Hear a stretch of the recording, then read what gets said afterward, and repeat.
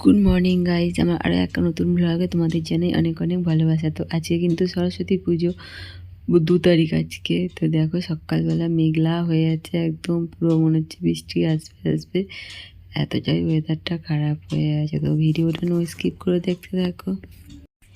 এখানটা অনেকগুলো জামা কাপড় একসাথে পরে আছে, ওগুলো সব কেচে ধুয়ে পরিষ্কার করে নিতে হবে। তারপরে দেখো এখন আমি রান্না চাপিয়ে দিয়েছি, আজকে করব খিচুড়ি।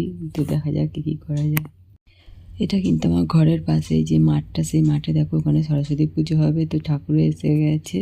আর এদিকে দেখো আমার খিচুড়িও কিন্তু একটুখানি আর বাকি হয়েই এসছে প্রায়। মেয়ের কিন্তু স্নান করা হয়ে গেছে দেখো, আর এখন ও যাবে পুষ্পাঞ্জলি দিতে ওর ঠাকুমার বাড়িতে।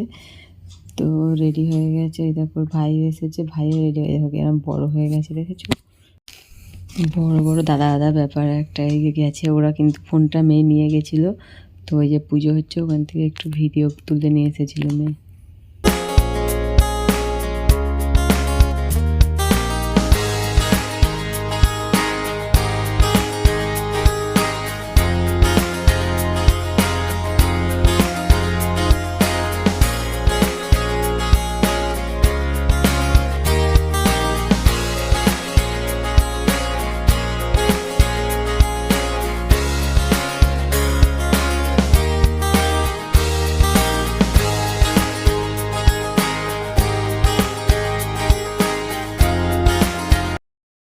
তো ঠাকুরমশাই কিন্তু খুব সুন্দর করে আরতি করেছিল, যদিও অনেকটা আমি ভিডিও করে নিয়েছিল, আমি একটু তাড়াতাড়ি করে দিয়েছি।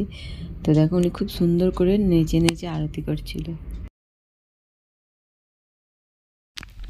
তারপরে আর ভিডিও করা হয়নি। দেখো এখন সন্ধে হয়ে গেছে, আমি ইন্ডাকশানের দিকে চা করছি, আর শাশুড়ি কিন্তু এখানে গোটা সেদ্ধ করবো। ওই দেখো সব গোটা রেডি করে নিয়েছে, আর আমি এখানে দাঁড়িয়ে চা করে নিচ্ছি আলাদা করে।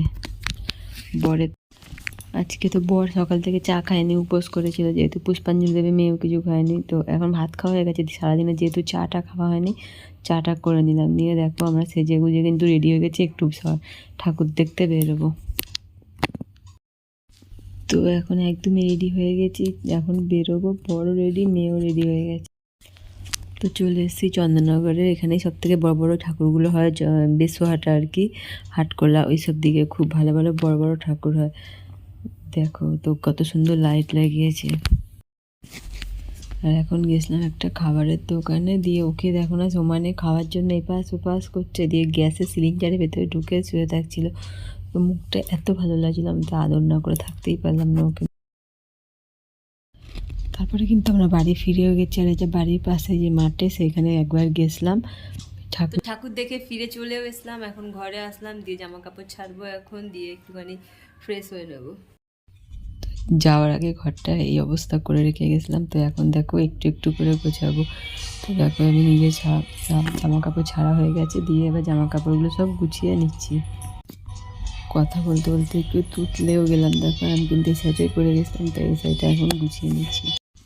তো আজকের ভিডিওটা এখানেই শেষ করলাম। ভালো লাগলে লাইক কমেন্ট শেয়ার করে দিও, চ্যানেলটা সাবস্ক্রাইব করে পাশে থেকো।